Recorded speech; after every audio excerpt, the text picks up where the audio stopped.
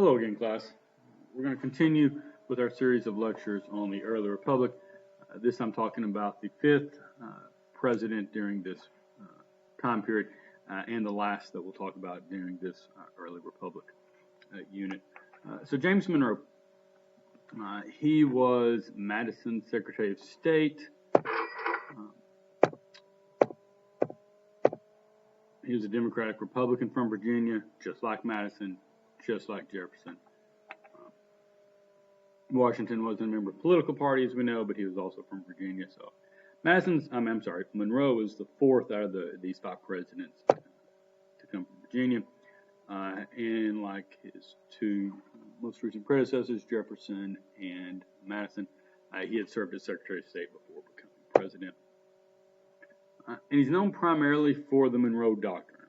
So we'll talk about that here at the end of this lecture on Monroe.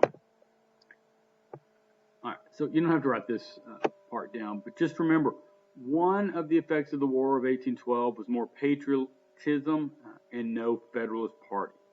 Remember, the Federalist Party, they hadn't gotten elected in several elections anyway. John Adams wasn't a particularly popular president, passed the Alien Sedition Act. So the Federalist Party had lost several presidential elections in a row. But then they opposed the War of 1812, which turned out to be a very, very unpopular position. Because after all, America, while fighting the War of 1812 and holding their own against, what was one of the strongest militaries in the world, America really began to feel pretty good about itself. They were proud of what they had accomplished. And so being on the wrong side of that war, of being against the war, caused the Federalist Party to be very, very unpopular. And so they were never really a consistent threat in elections, or at least not national elections again. So for a short time period, we're just going to have one political party in the country. It's basically the Democratic Republicans. All right, so James Monroe was elected in 1816 and again in 1820. And this time period of his presidency is known as the era of good feelings. All right, people, again, after the War of 1812, people felt good to be an American. Things seemed to be going well, going in the right direction. After a very turbulent, the last 40 or 50 years, things are going to kind of settle down for a few years. It won't last long, and we're going to quickly start having to deal with those issues that are ultimately going to lead to the Civil War in the 1860s. But for a few brief years after the Revolutionary era, you had the Revolution, then you had the failed Articles of Confederation leading to the Constitution, and then you'd had the quasi-war with France, the Embargo Act destroying the economy, the War of 1812. You had a lot of these big challenges ever since declaring our independence from Britain. But when Monroe was president, everything seems to be going okay. Now, as we're going to find out later, you're going to have things like the Missouri Compromise, which is basically going to put a Band-Aid on the problem of slavery and just sort of postpone the inevitable, having to deal with this great problem that was always there and that the initial founding fathers were just ignoring.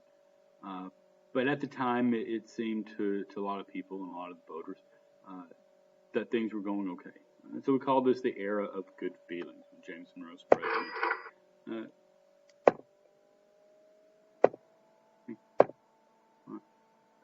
So for the first time in seemingly, since, the French and Indian War, since before the French and Indian War, America was completely at peace with both Britain and France. As we talked about, America felt very proud of their country. Plus, there weren't political parties to argue with one another, to stir up arguments among the population. The Federalists were gone, and so they weren't, at least for a couple of elections, there weren't two parties trying to tear each other apart. And so the Democratic Republicans were kind of the only game in town. So they didn't have people just constantly criticizing them just for the sake of criticizing them. Plus, you had this phenomenon where the Democratic Republicans really started adopting some of the Federalist economic policies. For instance, James Monroe was a Democratic Republican, but he supported the idea of a national bank.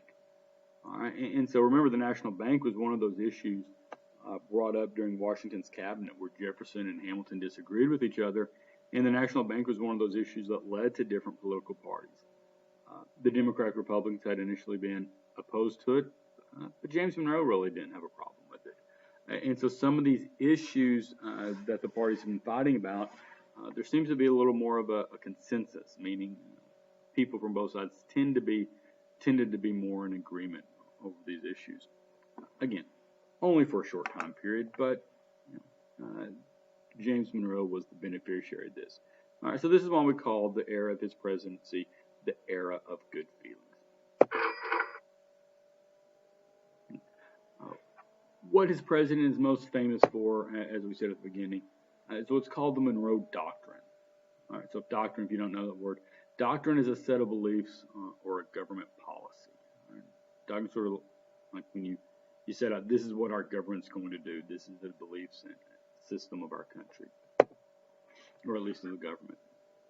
So the first part of the Monroe Doctrine said that America would stay out of European affairs / wars. Now this should sound something familiar. I'll give you a second to think about it. This is what George Washington had warned against in his farewell address. He had also told America, hey, we should stay out of European affairs and wars. So in that sense, the Monroe Doctrine is just a continuation of Washington's neutrality policy. However, the Monroe Doctrine is going to take it one step further. The Monroe Doctrine basically tells Europe, look, we'll stay out of your affairs, but guess what? You better stay out of our affairs. And by our, I'm not talking about just the United States, but everybody in North and South America. Okay. At this time period, France had sold off its land in North America in the Louisiana Purchase to America. While James Monroe's presidency, much of the Spanish Empire is gaining its independence.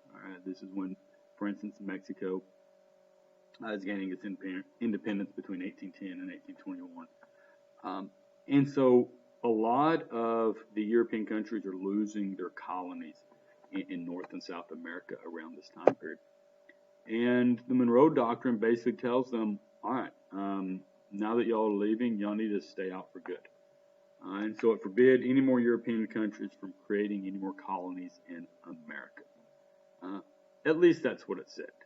Now, did America have the military might to really enforce this? If a European country really wanted to, colonize some part of Central or South America? I don't know. Perhaps not. But it was sending a signal to Europe that America was more independent. It was more confident. And it would be more forceful in foreign affairs. Okay, remember, pretty much from Washington's second term up until the War of 1812 breaks out, either Britain or France or both had been interfering with American trade. They had been impressing American soldiers. Basically, they were treating America as if, they were the little kid on the playground, and the big giant bullies of England and France could do whatever they wanted. But after America, at the very least, ties Britain in the War of 1812. It's a draw. At the very least, America kind of viewed itself as the winners. America had shown to the world, like, look, you can't come over here and push us around anymore. So using this newfound confidence and its independence, now that it was also manufacturing more things for itself after the Embargo Act and after the War of 1812, America could kind of stand on its own a little bit more.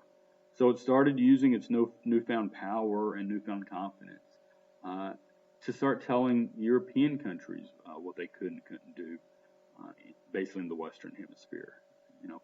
Britain and France had certainly been pushing America around for the previous 30 years or so, but now in effect America was going to push back, or at least it was going to claim to push back in terms of the Monroe Doctrine. So, in addition to the Monroe Doctrine, there were a couple of really important Supreme Court cases that were handed down during Monroe's presidency. Now, Monroe wasn't necessarily, fully involved in them personally, but they took place while he was president. So let's talk about them. We'd already talked about Marbury versus Madison establishing the idea of judicial review. This idea that the federal courts have the power to rule laws constitutional and unconstitutional. Now we're going to see some examples of the Supreme Court using that judicial review.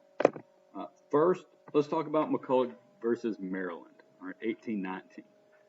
Once again, the bank is at issue. Now remember, just because James Monroe didn't have a big problem with the national bank, doesn't mean that all the states had accepted it yet. Many states didn't like the national bank because they saw it as a competitor with their own banks. So Maryland has this idea that, well, here's what we'll do. If the federal bank wants to set up a branch in Maryland, we'll just tax it. We'll make it pay lots and lots of taxes. So that'll hurt the bank and it'll help Maryland. But James McCulloch, he was the head of the national bank branch that was in Baltimore, Maryland. He said, no, we're a national bank. The state can't tax us. So he refused to pay the tax, and then Maryland sued him.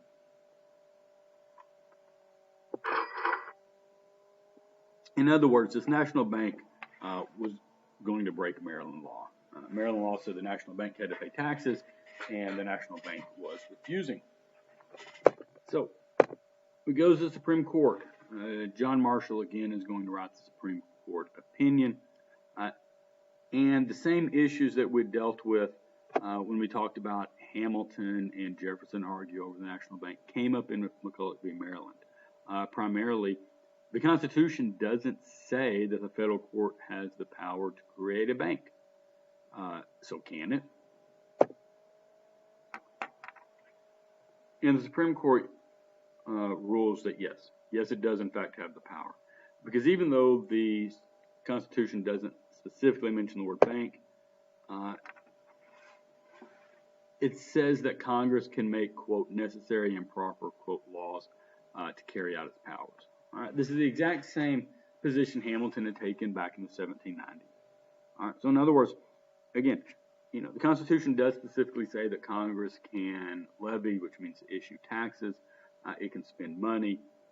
It can create a national currency, et cetera, et cetera. The Constitution specifically gives Congress and the federal government power to do those things. So first Hamilton back in the 1790s, and now John Marshall in the Supreme Court are going to say, therefore, a bank is necessary and proper to carrying out those powers. And since a bank is necessary and proper, it is therefore constitutional for Congress to create a bank. Congress is in fact allowed to create a bank. Now, let me go back here just a minute. So look at this box on the right. All right, this case turns on the necessary and proper clause, which is also known as the elastic clause, because this clause stretches. All right, that's what elastic. Think about elastic band in like shorts or pajamas or something. The band stretches, and so this necessary and proper clause can stretch the power of the federal government. So yes, after arguing about this for 30 years, the Supreme Court's finally going to determine, yes, Congress does in fact have the power to create a bank. And therefore,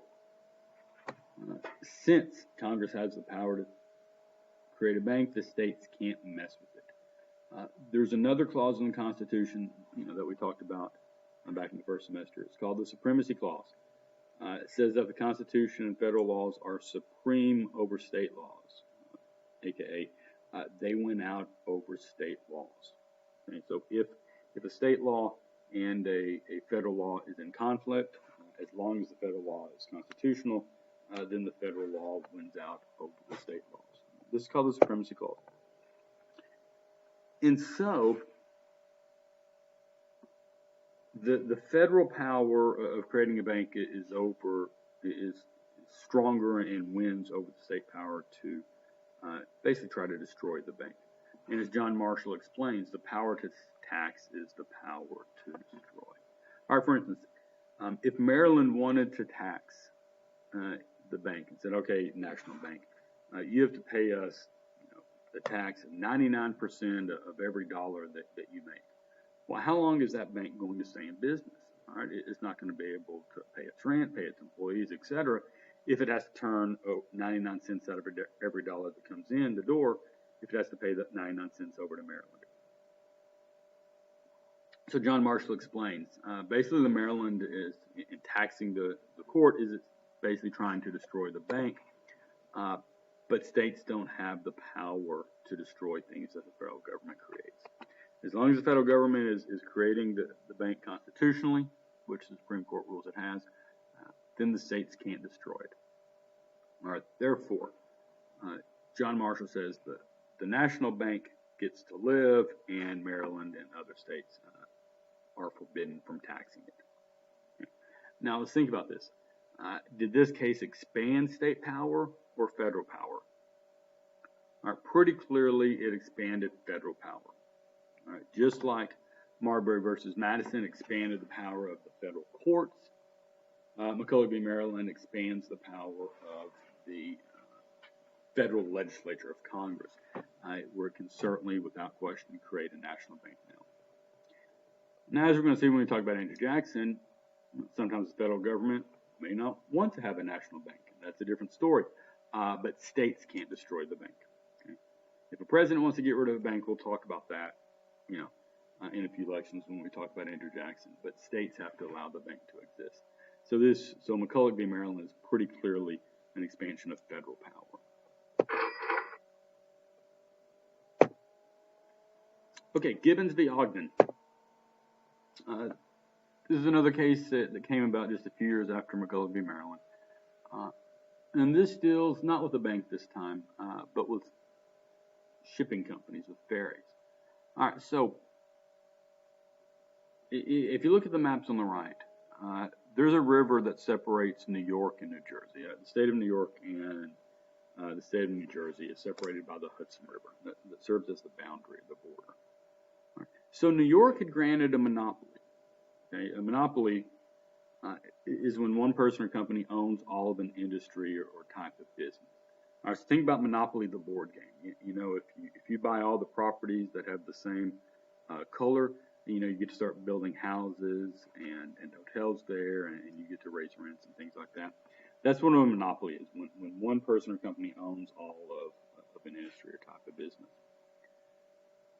And New York had granted a monopoly a guy named Robert Fulton, one of the inventors of the steamboat. We'll talk about him in a few weeks. And they said, okay, Fulton and Livingston could operate steamboats on the Hudson River, and only them. All right, so if you wanted to get from New York to New Jersey or from New Jersey to New York, you had to use one of Fulton and Livingston's boats. At least that's what New York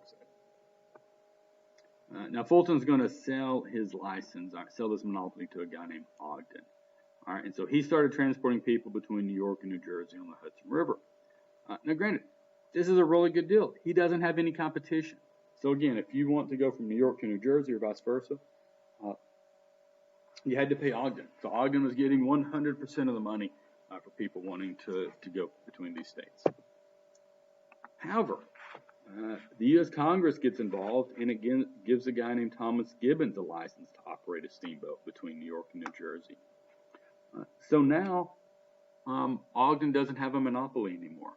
Ogden has competition, and when you have competition, you don't make as much money. You have fewer customers. You have to lower your prices because you have to compete with the competition. And so now, there were two people operating boats on the Hudson River, Ogden and Gibbons.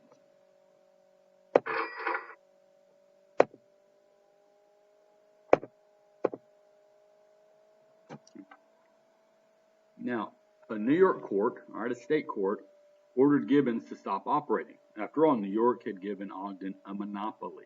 And Ogden was supposed to be the only one who could operate boats between the states. So a New York court orders Gibbons to shut down his steamships on the Hudson River and give Ogden back his monopoly. But Gibbon took the case to the Supreme Court, and Chief Justice John Marshall. So I told you a couple lessons ago, we were going to be talking about John Marshall a lot. Chief Justice John Marshall again writes the opinion for the court. And what the Supreme Court points out is that the Constitution gives Congress the power to regulate, quote, commerce among the several states.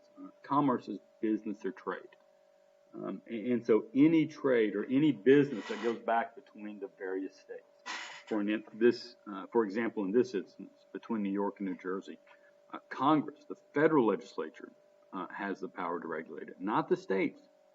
Remember, this was a change from the Articles of Confederation. Under the Articles of Confederation, the national government couldn't control commerce at all. Every state could set its own rules about business and things. And this was one of the changes from the Constitution. The Constitution says, all right, what we were doing under the Articles of Confederation wasn't working. So now, under the Constitution, we're going to give Congress, the federal legislature, the power to control the commerce or business between the various states. And the Supreme Court kind of pointed this out. It's like, oh yeah, by the way, New York courts who gave Gibbons a monopoly, to give Ogden a monopoly. Remember the Commerce Clause over here? You need to go back and read your Constitution. So,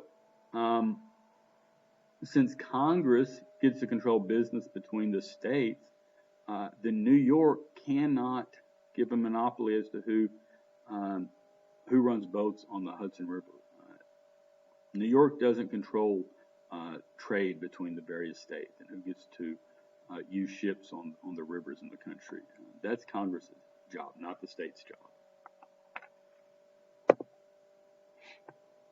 And again, as we already talked about, the Supremacy Clause says whenever a federal law and a state law are in conflict, the federal law wins.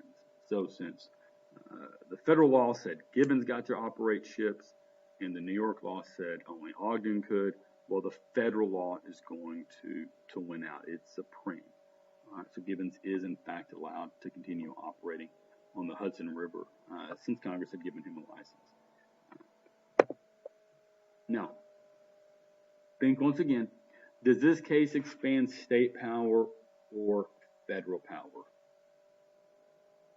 Clearly, it expands federal power. New York had tried to control what steamships could travel between New York and New Jersey, but the Supreme Court says, nope, that's the job of the federal government. The federal Constitution gives the federal Congress, the legislative branch there in Congress, the power to regulate trade in between the states. So you should see a pattern. Marbury versus Madison expands the power of the federal Supreme Court. McCulloch v. Maryland expands the power of the federal government to create a bank.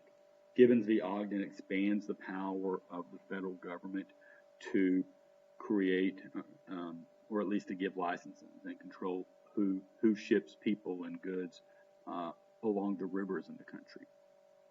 Okay, all of these cases expand federal power. Okay, so kind of remember this. These cases we're studying follow a pattern. All right, the Supreme Court is expanding federal power. And look, this should not be a surprise to you. All right, we said several lessons ago that John Marshall is one of the famous Federalists, and Federalists favor federal power. Remember our 3 F's. Federalists favor federal power. All right, so the Federalists have always wanted to increase federal power. And each of these 3 Supreme Court cases that came about during this time period do that very thing.